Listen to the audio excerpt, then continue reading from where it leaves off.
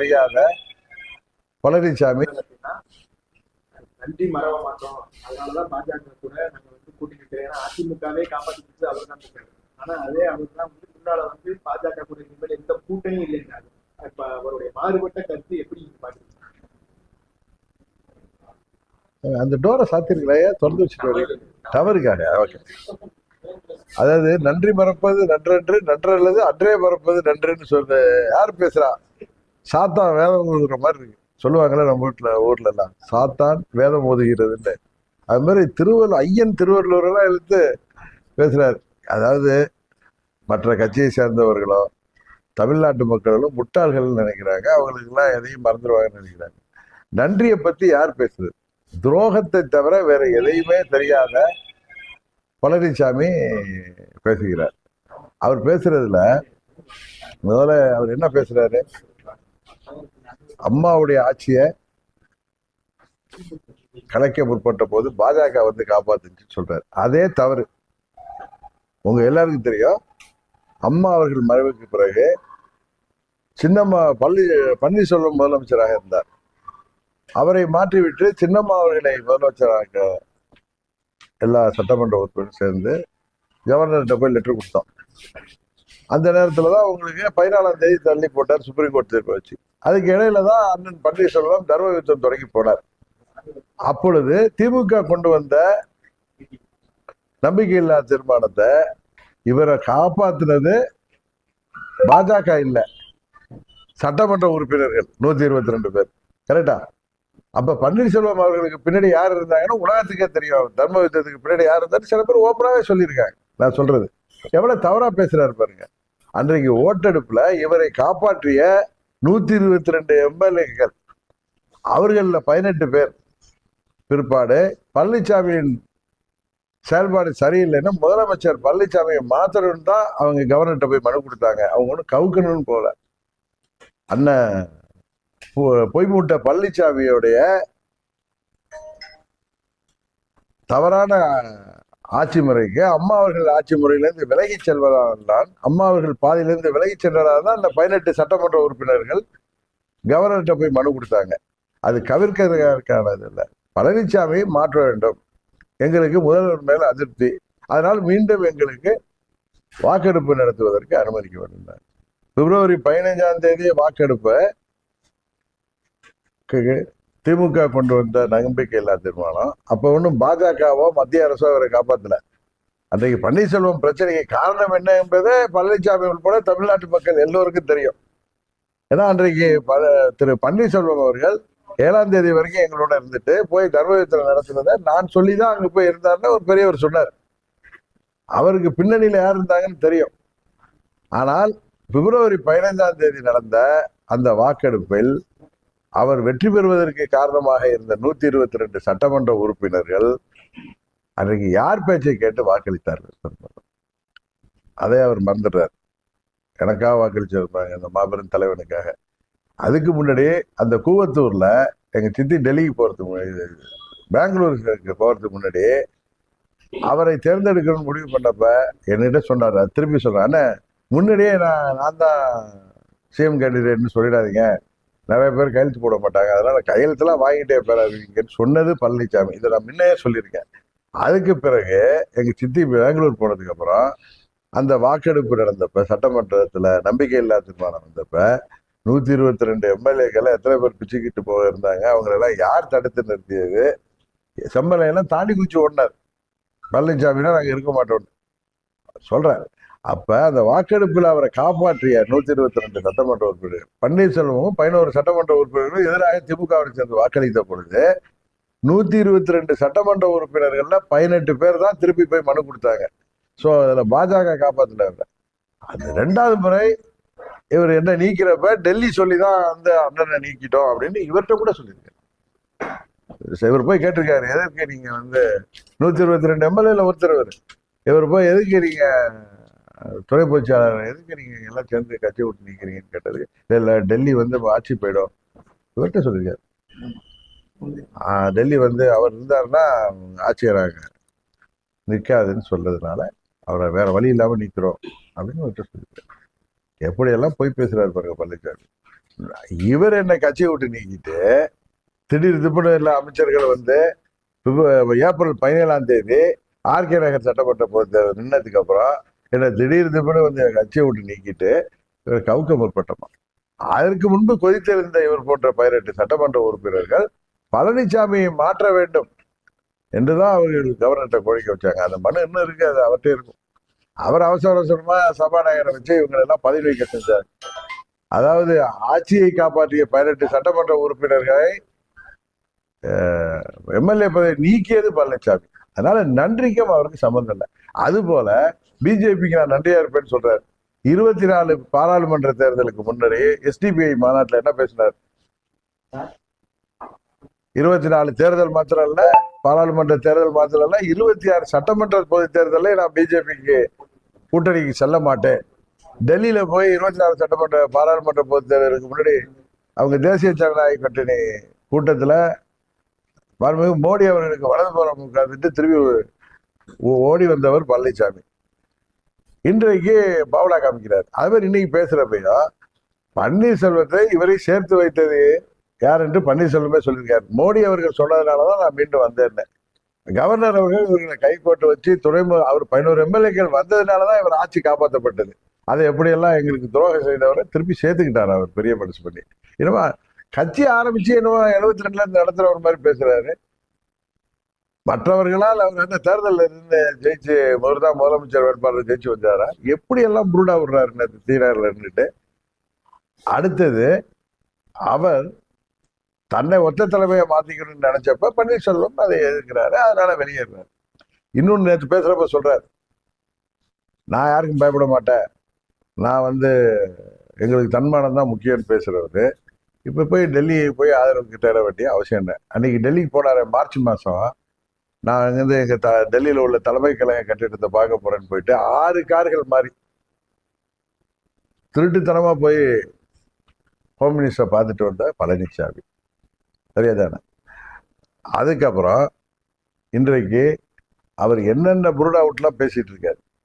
ஆனா அவருக்கு ஆதரவாக சில ஊடகவியலாளர்கள் அவருக்கு தோல்ல தூக்கிக்கிட்டு ஆடிட்டு இருக்காங்க. இன்றைக்கு பழனிசாமி யாரோட கூட்டணி இருக்காரு? அவரும் பிஜேபியோட தான் இருக்கு. ஏற்கனவே பாமக இருந்துச்சு, தேமுதிமுக இருந்துச்சு, ஆளுங்கட்சியா இருந்தாங்க, பணபலம் நிறைய இருந்தது. அத்தனையும் இருந்து ஆளுங்கட்சி அதிகாரத்தை பயன்படுத்தி 2021 இவங்களால ஆட்சிக்கு வர முடியல. எத்தனை 1000 கோடி செலவு பண்ணாங்கன்னு உங்களுக்கு தெரியும். இந்த பகுதியில எல்லாம் எத்தனை தொகுதிகள்ல ஜெயிச்சாங்க, யார் ஜெயிச்சாங்க, எதன் மூலம் ஜெயிச்சாங்கன்னு தெரியும். இந்த பகுதியில நமது டெல்டாவிலேயே வேதாரண்யம், நன்னிலம், இங்க ஒரத்தநாடு, அங்க விஜயபாஸ்கர் 4 பேர்ல ஜெயிச்சாங்க. 4 பேர் எதனால ஜெயிச்சாங்கன்னு உங்களுக்கு தெரியும். அது போல அவங்க இந்த தென் மண்டலத்தில் கொங்கு மண்டலத்துல இவர்களை ஏமாந்து மக்கள் வாக்களித்தவர்கள் பாராளுமன்றத்துல என்ன பண்ணாங்கன்னு தெரியும். பழனிசாமி யாரையும் ஏமாற்ற முடியாது. அவருக்கு காவடி தூக்கும் சில ஊடகவியலாளர்கள் யோசிக்கணும். நீங்க வேணா அவருக்கு காவடி தூக்குங்க, அதுக்காக அடுத்தவங்க மேல நீங்க ரொம்ப பழனிசாமி பெரிய காந்தியோட பேரம் மாதிரி நீங்க பேசிட்டு மற்றவங்களை தாக்கி பேசுற உங்களை நாங்க தாக்க ஆரம்பிச்சோம்னா நீங்க முக்காடு போட்டுட்டு வெளியில வர முடியாது. அதுதான் உண்மை. சில பேரை நான் சொல்றேன், ஊடகத்துல தன்னிட்ட யூடியூப் இருக்குன்னு சொல்லிட்டு எதை வேணாலும் பேசுறது. இவர் ஏப்ரல் 12 வெளில போயிருக்கலாம் அப்படின்னு சொல்றது. நாங்க என்னைக்கு போடுவோம், எங்களுக்கு சில விஷயங்கள் சொல்லப்பட்டது. எங்கள் நலம் விரும்பிகள் நீங்கள் விரும்புகின்ற முதலமைச்சர் வேட்பாளர் வருவதற்கான வாய்ப்பு இருக்கு. அப்புறம் இன்னொன்னு சொல்றாரு, பாஜகவுக்கு நன்றியா இருப்பேன்னு சொல்லிட்டு திரு செங்கோட்டையன் அவர்களை மறைமுகமாக குற்றம் சாட்டுகின்ற விதமாக சில கைக்கூலிகள் செயல்படுகிறார்கள் சொல்றாரு. யாரு இப்ப செங்கோட்டையன் யாரோட கைக்கூலின்னு சொல்றாரு? டிடிவி தினகரனோட கைக்கூலியா, இல்ல ஓபிஎஸ் ஓட கைக்கூலியா? அவர் யாரை அடிக்கடி போய் சந்திக்கிறாரு, எங்க போய் சந்திக்கிறாரு? கரெக்டா? அதனால பழனிசாமி முன்னுக்கு பின் முரணாக பேசுவது, அவர் தோல்வி பயத்தில் உளர்வது தெரிகிறது. உறுதியாக இந்த தேர்தலில் பழனிசாமி தோற்கடிக்கப்படுவார். அதில் கூட்டணியில் உள்ளவர்கள் தான் யோசிக்கிறேன். ஏன்னா தமிழ்நாட்டு மக்கள் உறுதியாக பழனிசாமி புறங்கு தள்ளுவார்கள். இதுதான் உண்மை. இன்னொன்று, எந்த காரணத்தை கொண்டு துரோகத்தை ஏற்றுக்கொண்டு நாங்கள் அவர்களுக்கு ஆதரவாக நாங்கள் எப்படி அந்த கூட்டணியில் இருக்க முடியும்? இப்ப ரங்கசாமி என்ன இருப்பார 18 சட்டமன்ற உறுப்பினர் உங்களுக்கு எல்லாம் தெரியும். அவர் என்ன காரணத்துக்காக வெளியேறினார், எதனால இன்னும் தெரியும். இன்னைக்கு எவ்வளவு ஸ்ட்ராங்கா அவர் தன்னுடைய அரசியல் பயணத்தை தொடங்குகிறார் என்பது தெரியும். அதனால பழனிசாமி போன்றவர்கள் பிதற்றுவதெல்லாம் பெருசா எடுத்துட்டு கேட்க வேணாம். அது வேண்டாம், டெல்லியில் உள்ளவர்களுக்கு வேண்டுமானால் அந்த 20% பெருசா தெரியல. அந்த 20% இந்த முறை 10% கீழே குறைய போகிறது என்பதுதான் உண்மை. இரட்டைலை வைத்துக்கொண்டு பணபலத்தை வைத்துக்கொண்டு அவர் இன்றைக்கு 21 தேர்தலிலே அந்த அளவுக்கு அவரால் பெற முடிந்தது. இந்த தேர்தலில் அதுவும் முடியாது என்பதுதான் உண்மை. அது இன்றைக்கு தமிழ்நாட்டு மக்கள் பலர், அவர் சொன்னார் பிரம்மாண்டமான கட்சி வரப்போகுதுன்னு. ஒரு சமயம் நான் நினைச்சிட்டு இருந்தேன், ராஜபக்ச இருக்கார்ல, அவருடைய கட்சி இங்க ஆரம்பிக்கலாம், இல்லாட்டி இப்ப சிலோன்ல ஒரு கவர்மெண்ட் வந்திருக்க புது கட்சி, அது வேணா கூட்டணி வைக்கலாம், வேற யாரும் வரமாட்டாங்க தெரியும் உங்களுக்கு. 4 கூட்டணிகள் அமைன்னு நான் தான் சொன்னேன். திமுக தலைமையில ஒரு கூட்டணி, என்டிஏ கூட்டணி, விஜய் தலைமையில ஒரு கூட்டணி, நாம் தமிழர் கட்சி முன்னெல்லாம் தனியா நிற்பாரு, அவரும் இந்த முறை கூட்டணிக்கான மனதில் இருக்காருன்னு எனக்கு தெரியும். அதனால 4 கூட்டணி வரும். அதனால பழனிசாமி இந்த முறை படுபாது தள்ளப்படுவார். அங்கு உள்ளவர்கள் இன்னும் டெல்லியில உள்ளவங்க டிடிவியை சரி பண்ணிடுவாங்க, அவர் நம்ம கூட வந்துடுவாரு அப்படின்னு அவங்க பகல் கனவு கண்டால், உண்மையிலேயே இந்த முறை அவர்கள் சாரி, நீங்கள் தோற்றால் அதற்கு நாங்கள் காரணம் அல்ல. அம்மா அவர்களின் கட்சி தோற்றால் அதற்கு டிடிவி தினகரனோ எங்களை சேர்ந்தவர்களோ காரணம் இல்லை. நீங்கள் தவறியதை அதை திருத்திக் கொள்ளவில்லை என்றால் அது எங்களுடைய தவறல்ல, உங்களுடைய தவறு. செங்கோட்டையன் வந்து டைம் கொடுத்து 10 நிமிஷத்தோட முடிச்சு அவர் என்ன சொல்லியிருந்தாரு அப்படின்னா, யாரெல்லாம் பிரிந்தார்களோ அவங்களையெல்லாம் ஒன்றிணைக்கிறது தான் என்னுடைய பணியாக சொன்னார். ஏன்னா அரசியல வர மாட்டேங்குது. இப்போ பிரிஞ்சவங்க எல்லாத்தையும் அவர் பேச்சுவார்த்தை இருக்கிறாரா? அவர் வந்து அது தெரியல. என்னட்டெல்லாம் அவரு ஒரு சீனியர் மேன். நான் வந்து அவங்க கூட போய் இணையறதுக்கு சான்ஸே கிடையாது சார். அம்மா மக்கள் முன்னேற்ற கழகம் ஏற்கனவே தேசிய ஜனநாயக கூட்டணியில் இருந்தோம். புதிதாக தான் பழனிசாமி வந்து ஏறினார்.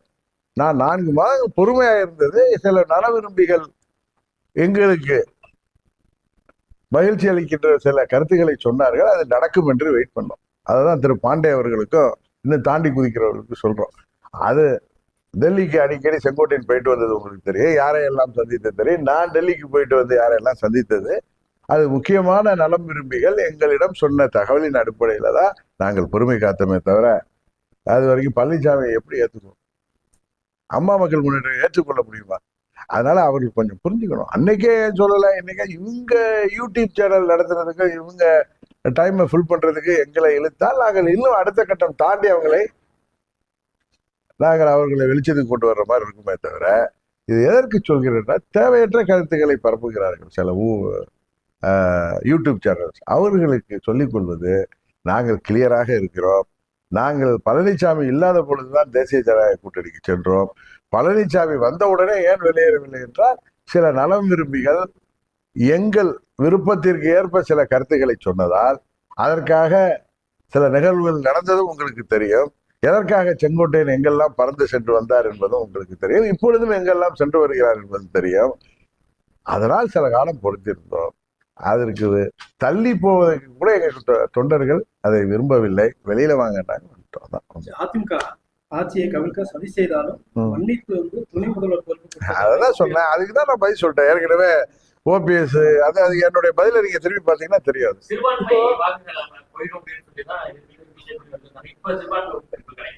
அவருக்கு அவர் அப்பயே சிறுபான்மை வாக்குகள் வந்து கிடைக்காது. ஏன்னா பழனிசாமி ஒரு நம்பகத்தன்மையற்ற ஒரு மனிதர் என்பது எல்லாருக்கும் தெரியும். நீங்க அடுத்தவங்களுக்கு துரோகம் பண்ணதை பார்த்தாலே எல்லாரும் யாருக்கு துரோகம் பண்ணாங்க?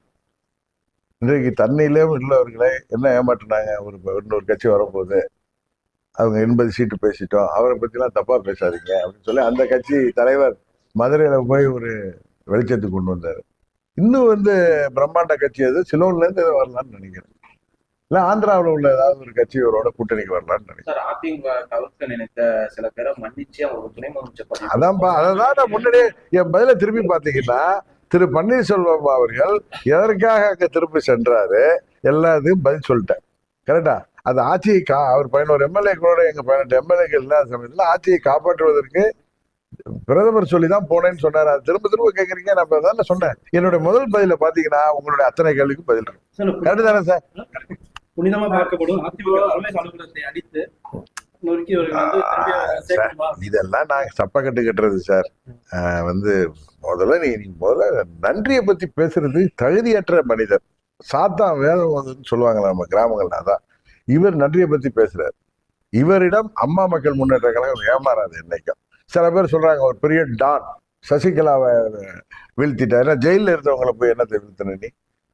அது மாதிரி ஓபிஎஸ் வீழ்த்திட்டார். ஓபிஎஸ் போய் அந்த வலையில மாட்டிக்கிட்டார் பாவம். டிடிவி தினகரன் என்றைக்கோ வெளியில வந்து உங்களை போன தேர்தலில் நீங்க ஜெயிக்க முடியாத காரணம் என்னன்னு இந்த அவரை தூக்கி பிடிக்கிறவர்களுக்கு தெரியும். கரெக்டா? நாங்கள் வெளிப்படையாக 29 தொகுதிகளில உங்களுக்கு அவர்கள் தோல்விக்கு காரணம் தெரியும். கிட்டத்தட்ட 60-80 தொகுதிகளிலும் தமிழ்நாடு முழுவதும் உள்ள மக்களுக்கு இந்த இயக்கம், அம்மாவின் இயக்கம் ஒன்றிணைந்தால்தான் அது நல்லது என்பது என்ன உள்ளவர்களுக்கு நாங்கள் ஒன்றிணையாத போது இவர்கள் எத்தனைதான் 65 சீட்டு வாங்கியிருந்தாலும் அவர்கள் தோற்கடிக்கப்பட்டதுக்கு காரணம் என்ன என்பது அவரை அந்த டான் அவரை பத்தி பேசுறவங்களுக்கு தெரியும். ஒரு கட்சியில எல்லாரையும் பிடிச்சி வச்சுட்டு தலைவர் பதவியில இருக்கிறது வந்து பணபலமும் அன்றைக்கு ஆட்சி பலமும் இருந்தப்ப எல்லாரையும் ஏமாற்றி உட்கார்ந்துட்டு இருக்கலாம். இது வர்ற தேர்தலில் அதோடைய பலனை அவர்கள் பார்க்க போகிறார்.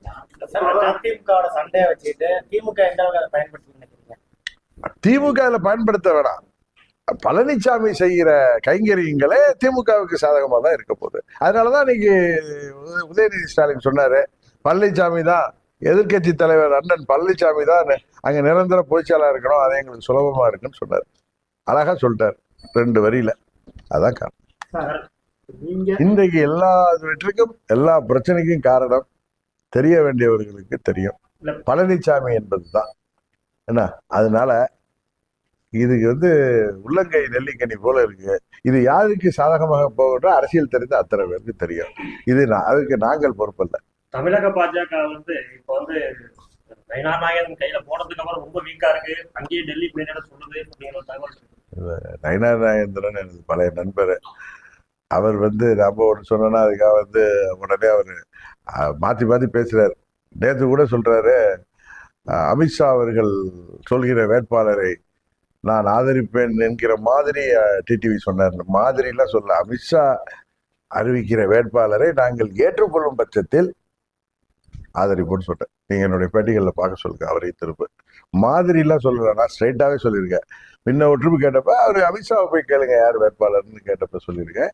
இன்னொன்னு, அமித்ஷா அவர்கள் என்றைக்குமே பழனிசாமி தான் முதல்வர்னு அவர் சொல்லவே இல்லை.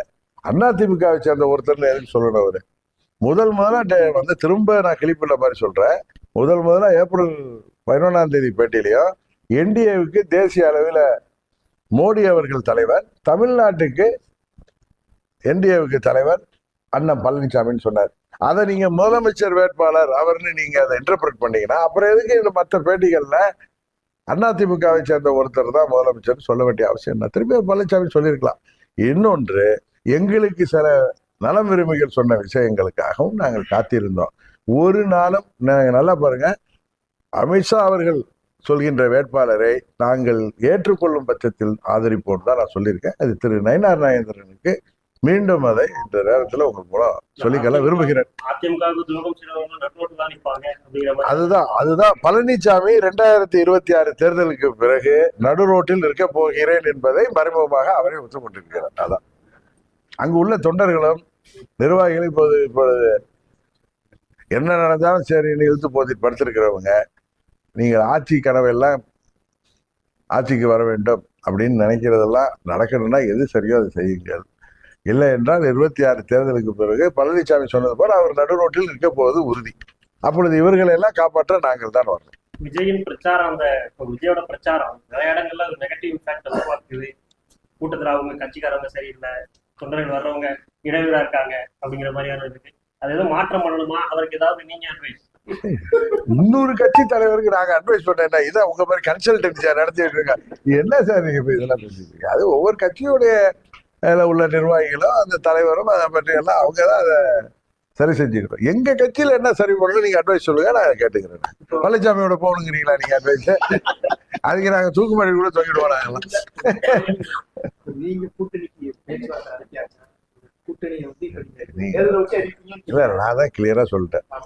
அன்னைக்கு பூலித்தேவன் நினைவிடத்துல ஃபர்ஸ்ட் ஆரம்பிச்சேன். நாங்க 24 கூட்டணி தேர்தலுக்கு பாரத பிரதமர் மோடி அவர்கள் மீண்டும் வெற்றி பெற வேண்டும் என்பதற்காக எந்தவித நிபந்தனையற்ற ஆதரவு அந்த தேர்தலில் கொடுத்தோம். இது 26 தேர்தல், தமிழ்நாட்டு முதலமைச்சரை தேர்ந்தெடுக்கின்ற தேர்தல். இதற்கு எங்கள் அம்மா மக்கள் கழகத்தின் நிலைப்பாட்டை டிசம்பர் மாதத்தில் அறிவிப்போம், எங்கள் கூட்டணி நிலைப்பாட்டை அறிவிப்போம்னு சொன்னேன். அதனால கொஞ்சம் எங்களுக்கு கால அவகாசம் கொடுங்க. டிசம்பர் மாதத்துல அம்மா மக்கள் முன்னேற்ற கழகத்திற்கு சிறப்பான ஒரு கூட்டணி அமையும். இன்னும் சொல்ல போறேன், நாங்கள் அம்மா மக்கள் முன்னேற்ற கழகம் இடம்பெறுகின்ற கூட்டணி உறுதியாக ஆட்சி அமைக்கும். அதுதான் வெற்றி கூட்டணியாக இருக்கும். மறுபடியும்